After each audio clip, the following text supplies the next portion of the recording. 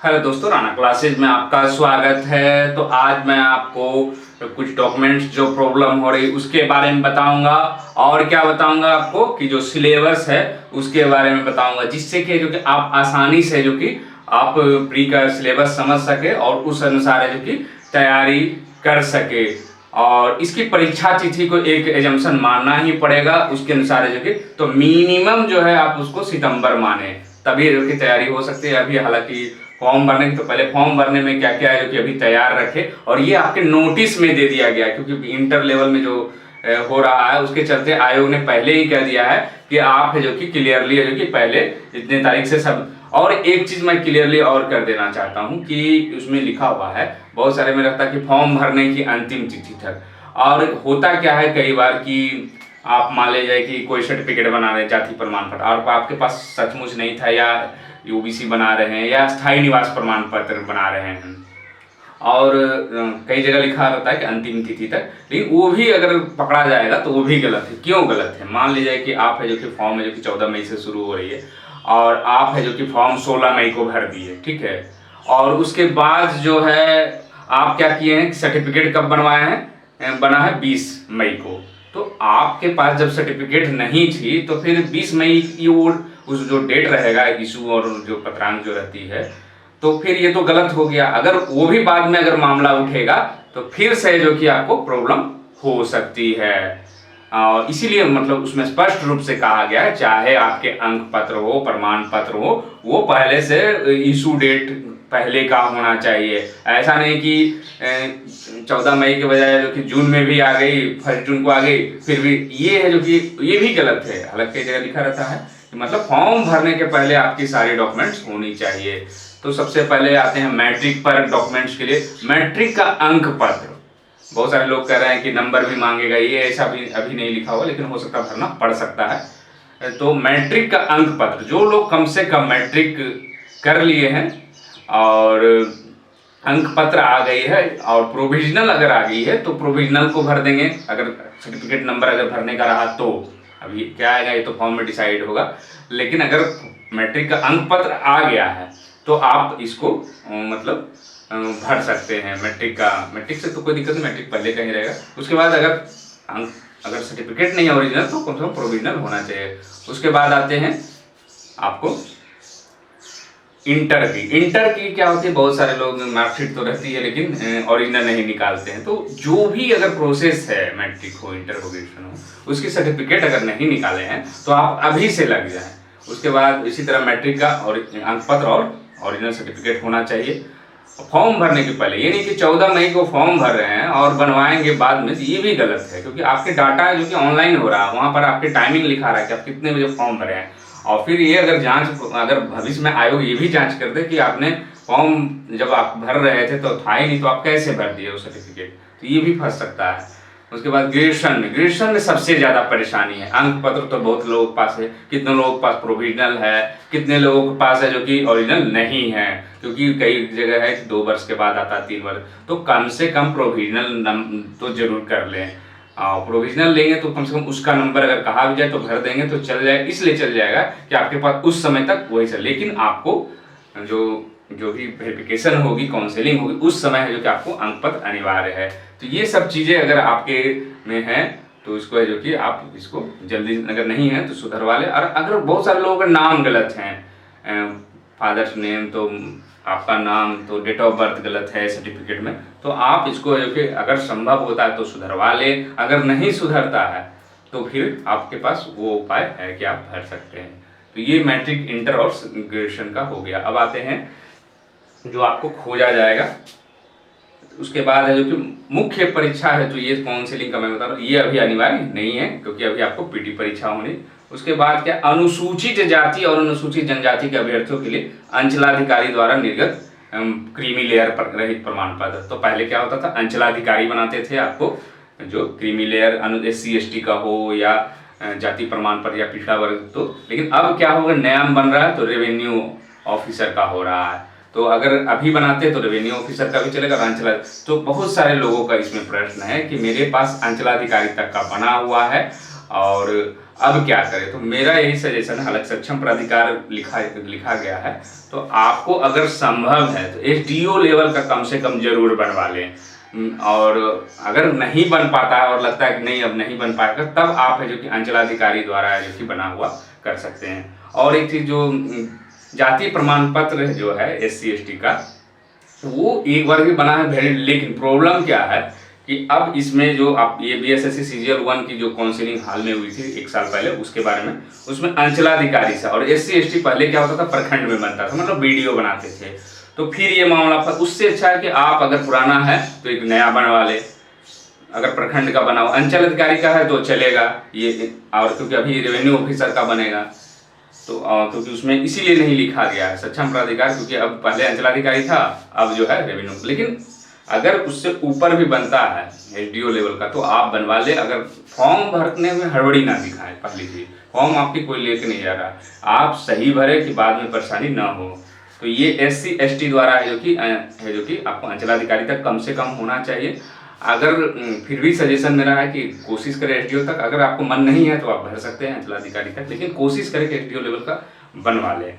उसके बाद है पिछड़ा वर्ग अत्यंत पिछड़ा वर्ग। पिछड़ा वर्ग अत्यंत पिछड़ा वर्ग में एक कॉलम है कि आप अगर कम से कम अंचलाधिकारी तो जरूर होना चाहिए कि 1 वर्ष से, अगर फॉर्म भरने के 1 वर्ष पुराना तो आपको शपथ पत्र भरना पड़ता है।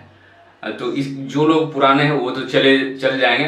ये जो रूल है अभी के अनुसार जो है, आपकी अगर 17 की भी 18 की भी कभी की, लेकिन बनी होनी चाहिए। आपकी बनी ही नहीं रहेगी तो दिक्कत है। और ये किसकी बनी होनी, बहुत सारे लोग भारत सरकार का बना दिए और कह रहे हैं कि अब सर अगर हो जाएगा तो मैं भर दूंगा। तो भारत सरकार का अब क्यों कर रहे हैं, वो तो इंटर लेवल में था, जब आपके पास नहीं था तब ऑप्शन में बताया था मैंने। लेकिन अभी जो है, अगर भारत सरकार की आपके पास है और बिहार सरकार की नहीं बनी है, कभी की नहीं बनी है, तो आप फटाफट बनवाएं। और जितनी जल्दी आप बनवाएंगे उतनी जल्दी आपके सर्टिफिकेट है, क्योंकि जैसे ही ये वैकेंसी निकलेगी, और भी वैकेंसी ऐसा नहीं कि और नॉर्मल जो अंचलाधिकारी में काम होते रहता है, सर्टिफिकेट बना वो चल रहा होगा, लेकिन ये वैकेंसी भीड़ बढ़ेगी, फिर आपको टाइम भी नहीं दिया जाएगा कि बहुत समय लगेगा। तो आप जितनी जल्दी आप प्रयास करें, ऐसा नहीं कि ऑनलाइन क्या करते हैं, ऑनलाइन फॉर्म भर दिए और सो जाएंगे कि 21 दिन के बाद आए, तो ये सब आपको हो सकता है परेशानी में आप पड़ जाएं। आपको खुद लगना पड़ेगा, अगर खुद नहीं लगे तो आपको किसी परिवार के सदस्य या जान पहचान के सदस्य को आपको इंटरेस्ट खुद, क्योंकि आप जरूरत आपको है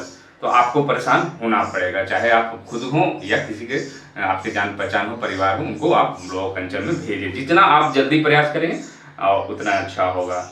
और ये जो है पिछड़ा अत्यंत पिछड़ा वर्ग का सबसे ज़्यादा क्वेश्चन इसी में आता है कि मेरे पास 2017 का है, अंचलाधिकारी को बनाना चल जाएगा, तो चल जाएगा, लेकिन है जो कि आप SDO लेवल का कोर्स, अगर फिर भी अगर लगता है कि नहीं मैं नहीं कर सकता, तो अगर नहीं बन पाया तो आप उसी पर भर दीजिए, कोई परेशानी नहीं होगी। एक वर्ष का पुराना, मतलब उससे कितना भी पुराना रहेगा वो चलेगा।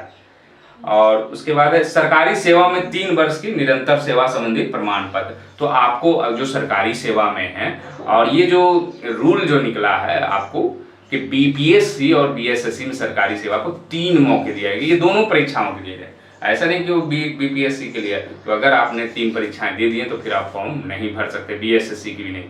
कोई भी फॉर्म अगर 3 बार भर चुके हैं तो नहीं मिल, लेकिन नहीं भरे हैं तो आप भर सकते हैं, 3 बार आपको मौका है।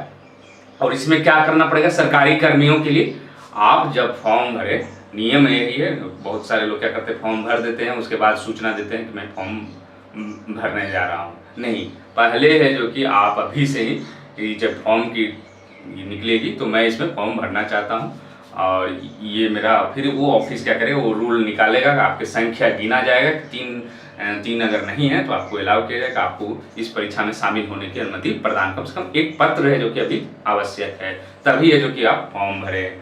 और NOC सरकारी कर्मी है जो कि जरूर ले ले, अगर रेलवे में हो चाहे बिहार सरकार वाला में एक कॉलम जरूर रहेगा कि क्या आप बिहार सरकार के सरकारी सेवक हैं।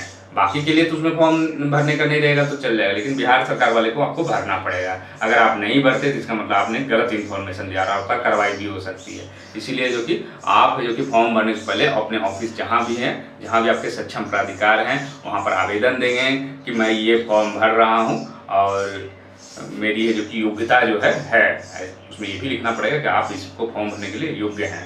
तो फिर आपको एक पत्र दिया जाएगा कि आप इस परीक्षा में शामिल हो, तभी अब जो आप फॉर्म भर सकते हैं। और इस सरकारी सेवा में 3 वर्ष की निरंतर सेवा किनके लिए है, जो लोग है जो कि कम से कम उम्र सीमा की छूट चाहते हैं। जो उम्र सीमा की छूट चाहते हैं उनके लिए है जो कि आपको ये करना कि 3 वर्ष का निरंतर सेवा है जो कि होनी चाहिए, और ये आपको परमिशन लेना पड़ेगा ऑफिस से, तभी है जो कि आप फॉर्म भर सकते हैं जो जॉब में है।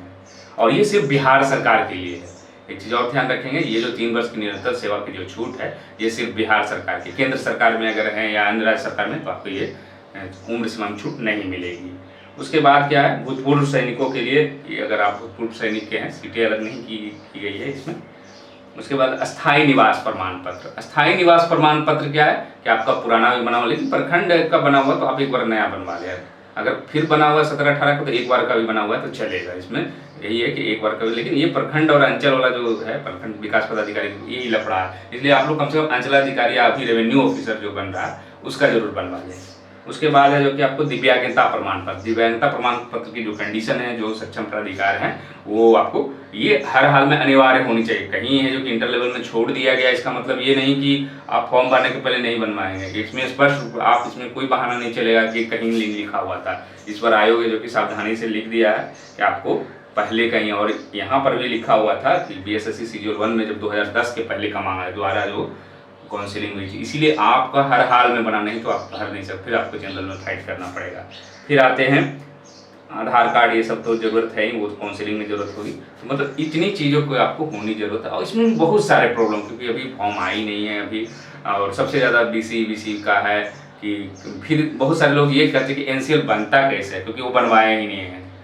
और अगर बनवाए नहीं है तो उसके लिए पहले जो कि ऑनलाइन होता है, जाति, आवासीय और आय प्रमाण पत्र तीनों मिलकर है जो कि आपको ऑनलाइन आवेदन करना पड़ता है। फिर है जो कि आपको वहाँ पर बनेगा, और अंचलाधिकारी द्वारा है जो कि आपकी अगर 8 लाख से कम आय है तो वो आपको अंचलाधिकारी, उसके बाद क्या होता है, उसी चीज़ को जमा किया जाता है, फिर SDO ऑफिस में बनता है, काउंटर हस्ताक्षर होता है। तो ये डॉक्यूमेंट्स के कुछ प्रॉब्लम। दूसरी चीज़, ये तो डॉक्यूमेंट्स की होगी कि आप है जो कि मेरा रिक्वेस्ट यही है कि आप लोग अभी से लग जाए, लापरवाही नहीं बरते। लापरवाही का कहीं कोई जगह आप पढ़ते भी है वहाँ भी लापरवाही करेंगे, आपके रिजल्ट नहीं होंगे, क्योंकि पढ़ने वालों की कमी नहीं। और इसमें कोई ये नहीं है कि आपको टाइपिंग स्पीड होनी चाहिए या दौड़ना है या कूदना है या हाइट, इसमें है जो बेस्ट रहेगा, जिसकी तैयारी बेस्ट रहेगी वही है जो कि और करेगा। इसमें ना इंटरव्यू का है कि आपको नंबर ज़्यादा मिलेंगे कम मिलेंगे, मैट्रिक में आपके कितने नंबर हैं उससे भी कोई मतलब नहीं, इंटर में कितने नंबर है, सिर्फ पास होना चाहिए। आपके सर्टिफिकेट में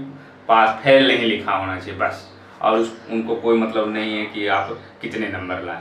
तो ये सब है जो कि सावधानियाँ बरतें, और ये आपके लिए अभी आवश्यक है। और जो भी प्रॉब्लम्स है वो कम्युनिटी बॉक्स में मैंने टेलीग्राम ग्रुप दिया है, उस पर है जो कि आप जुड़ सकते हैं, और उससे संबंधित आप क्वेश्चन कर, या कमेंट बॉक्स में भी लिख सकते हैं डॉक्यूमेंट से संबंधित। और भी बहुत सारी समस्याएं होंगी, उसको मैं आगे बताऊंगा। उसके बाद आते हैं सिलेबस पर। बहुत सारे लोग, क्योंकि सिलेबस है जो कि आपको विज्ञापन में लिखा हुआ है, और इसमें खंड क दिया हुआ है, खंड ख दिया हुआ और खंड ग, ये जो है आपको 50 क्वेश्चन होते हैं। कितने होते हैं? तो 50 क्वेश्चन है जो कि इसमें सामान्य अध्ययन के होंगे, और 50 क्वेश्चन है जो कि आपको सामान्य विज्ञान एवं गणित के होंगे, और मानसिक क्षमता जांच के जो कि 50 प्रश्न होंगे। और सामान्य अध्ययन में क्या क्या रहेगा, समसामयिक, ऊपर में लिखा हुआ होगा कि आपके आसपास की सामाजिक जानकारी की चीज़ें, समसामयिक विषय में आपको क्या क्या आएगा उसको भी देख लेते हैं।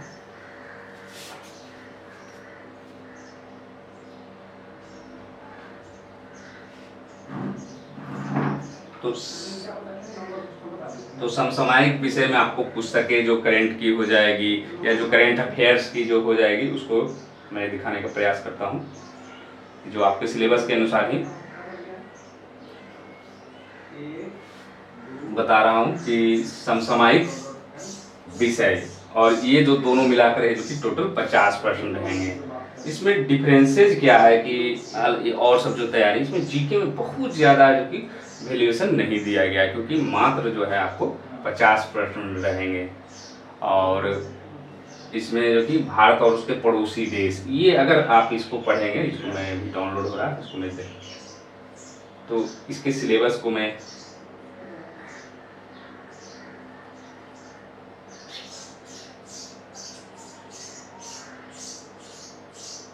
समसामयिक विषय वैज्ञानिक प्रगति लिखा हुआ है, आपको राष्ट्रीय अंतर्राष्ट्रीय पुरस्कार से क्वेश्चन रहेंगे, भारतीय भाषाएं, पुस्तक, लिपि, राजधानी मुद्रा, खेल खिलाड़ी, ये सब मतलब जो आप देखते होंगे बीपीएससी में ये सब क्वेश्चन है जो कि नहीं के बराबर, मतलब ये वन लाइनर भी हो सकते हैं, किसी देश की मुद्रा पूछ सकता है, किसी खेल खिलाड़ी, महत्वपूर्ण घटनाएं, ये सब है जो कि आपको करंट अफेयर्स से रहेगा।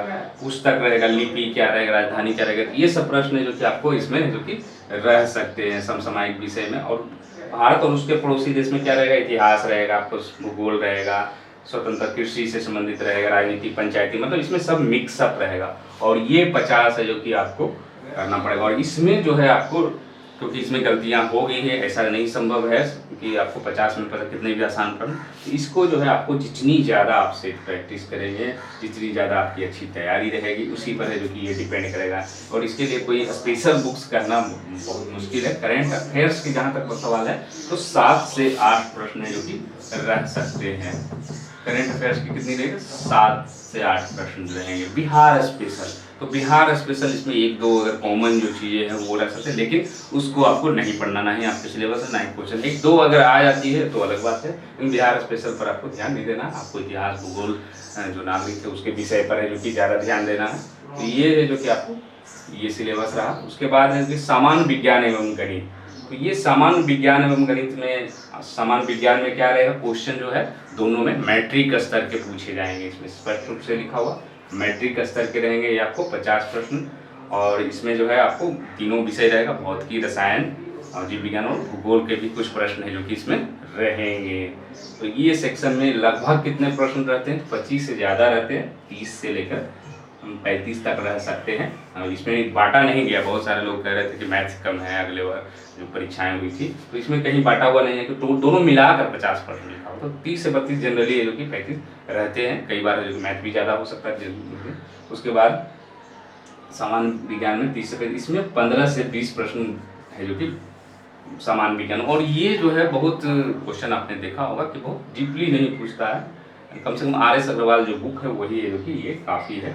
और आपके जितने, हाँ, जिनकी मैथ्स कमज़ोर है उनके लिए है जो कि, और जो प्रैक्टिस नहीं करते उनको है जो कि इसमें रिजल्ट होना मुश्किल है, उनको प्रैक्टिस नहीं चाहते हुए करना पड़ेगा। तो ये 15 से 20 प्रश्न है जो कि सामान्य विज्ञान के, ये गणित के हो जाएंगे। और मानसिक क्षमता जाँच, ये इस पर है क्या होता है कि सबसे ज़्यादा लापरवाही इसी पोर्शन पर, जीके तो आप पढ़ते हैं, मैथ्स भी बनाते हैं, लेकिन रीजनिंग है जो कि नहीं बनाते हैं। BS, क्योंकि थोड़ी बहुत रीजनिंग आप जो आज भी परीक्षाएं देते, चाहे दरोगा की हो या अन्य सिपाही की हो या कहीं भी है जो कि आपको रीजनिंग का आता भी बहुत कम आता है और लोग प्रैक्टिस नहीं करते। पहले SSC परीक्षा होती थी उसमें लोग प्रैक्टिस करते थे, लेकिन अब जो है इसमें मानसिक क्षमता जांच की जो कि नहीं करते हैं।